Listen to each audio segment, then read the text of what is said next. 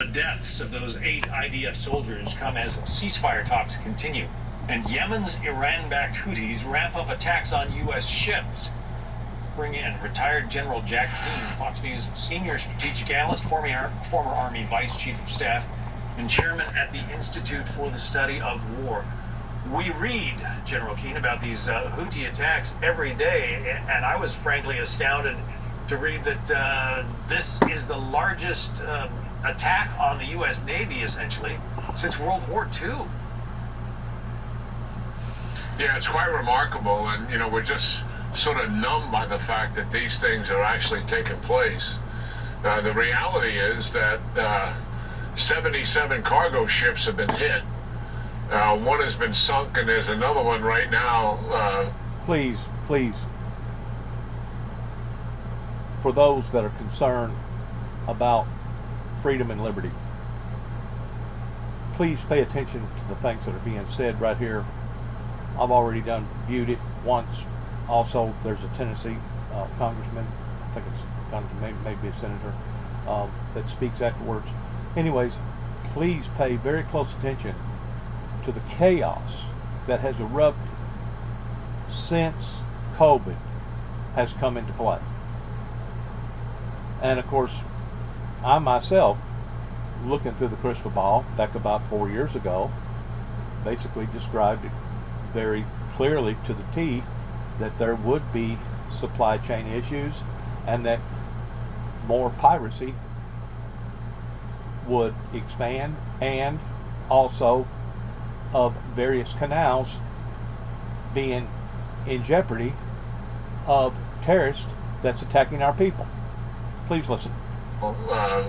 Whose crew is off of it, and it's obviously taken on water. There's been 80 attacks on U.S. and our allies' warships in the region during this time frame. Fortunately, none of those have been hit. We've had some real close calls, not the least of which was a ballistic missile that the Houthis fired at one of our destroyers that came within seconds of actually hitting the ship. It was defeated by a air defense missile system on that ship. So obviously this is dangerous. The reality is... So this is what's happening. It's not that the American soldiers has become more lax.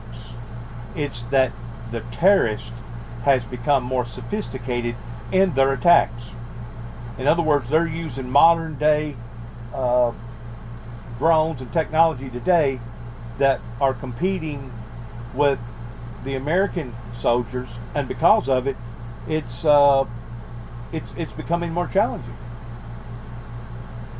They've had the decided impact that they wanted, and that is they've shut down much of the container shipping, some 90% going through the Red Sea and the Suez Canal, cargo shipping 67%, and the tankers carrying fuel over 50%. That means 2 weeks to go around the Horn of Africa, thousands and thousands of nautical miles and millions of dollars added to it.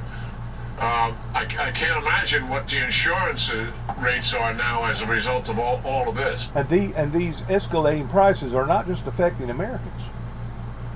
These are affecting people all over the world because of this intrusion that is happening pertaining to this uprise that even the Bible says that in the last days that there will be wars and rumors of wars and commotions of distraught things going on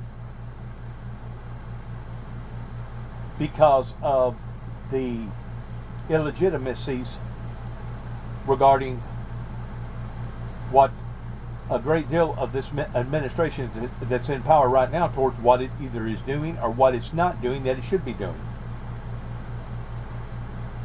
Yeah. But yes, the Houthis have accomplished their mission. That's the reality of it. And here's the frustrating part, John. I know for a fact the CENTCOM commander has wanted to do more than just fire at the Houthis who are firing at us. He wants to take a limited action against Iranians' conventional military capability in Iran, namely the IRGC forces, much as Reagan did. He's recommended over 100 targets to the administration, and the fact is that none of those have been accepted. Many of us looking at this, if you want to stop the Houthis, you have to convince them, Iran, you have to get deterrence back on the table, and they will shut them down. Yeah, because the Houthis used to, ride around in pickup trucks shooting AK-47s. Now all of a sudden they've got drones and ICBMs of the kind that nearly hit one of our ships, as you pointed out. See what I'm talking about? Yeah, well, they have hundreds and hundreds of drones, thousands of rockets and missiles, and as you pointed out, a number of ballistic missiles, to be sure. And look what they've done with Hezbollah. Hezbollah has somewhere between 130 and 150,000 rockets and missiles. Where do they come from? All of them come from Iran, just as all the rockets, missiles, and drones that the Houthis had. And remember, it was the Iranians who incentivized the Houthis to topple the regime in Yemen, which was a regime friendly to the United States and to our allies in the region. We had an embassy there that is shut down. We had a special operations base that is shut down as a result of all of that. So that's the Iranians behind all of this. They are the conductor of the orchestra, and we failed to confront them the way we should. What? That's one of our top generals that's basically talking that way. And they are the facts towards what is actually occurring. And it all goes back to the prophecies that Jesus talked about, that whenever you shall see the abomination of desolation spoken of by Daniel the prophet, and whenever you shall see Jerusalem accomplished with armies, know that the desolation is nigh. In other words, it's right here we're not right here knocking on the doors towards the Father coming back and gathering up his children all over the world, and in the meantime casting this planet off into great tribulation. And if you think that you're seeing chaotic hardships now,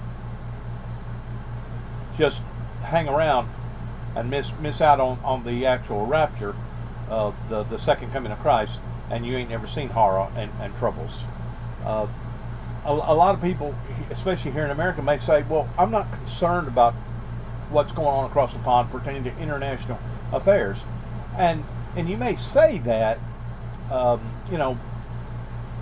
technically you may say that, but literally you know that everything that goes on over there affects us, either by the supply chains pertaining to the food markets, pertaining to the oil markets, pertaining to what we actually have to pay to fill up our tanks and continue driving down the road. So whenever people say, well, I'm not really all that concerned about what's happening over there, they better become concerned. Because what is going on the other side of the world, I promise you, will affect this side of the world, or what is going on this side of the world will affect what's going on their side of the world. We're all basically,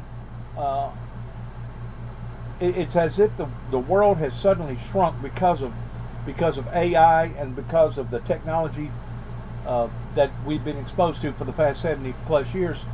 And now the planet is a lot smaller place than what it used to be, let's say 100 years ago, or 150 years ago, or 250 years ago, or 500 years ago. Everybody basically lived in their own little island and didn't really nobody know what the other person was actually saying or doing. Today, those occurrences no longer stand to be the same. Today, we find out information that goes on across the pond in sometimes less than 3 minutes. In 3 minutes, we can identify what has occurred in another continent.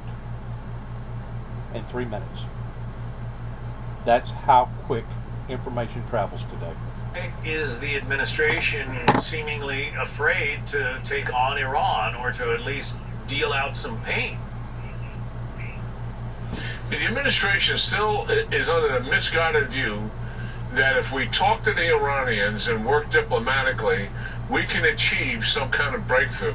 This has been going on for almost 4 years now. No breakthrough. But this is just a few weeks ago a member of the National Security Council in the White House and the State Department was conducting classified briefings, clandestine in other words, with the Iranians, again, to try to make some kind of a deal. Most of observers who are looking at this know full well the only way to stop the Iranians from their malign behavior is you have to be willing to confront them, not talk to them. The talking is worn out by now, and this administration, unfortunately, hasn't come to that conclusion. Retired Army General Jack Keane. General, thank you. Yeah, great talking to you, John. Thank you.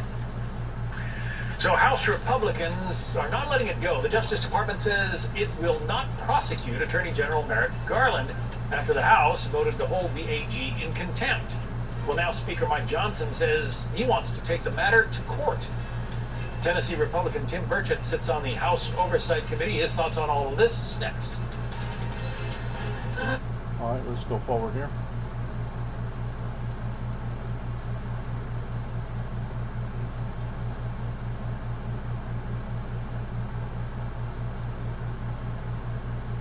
Granger for the ones.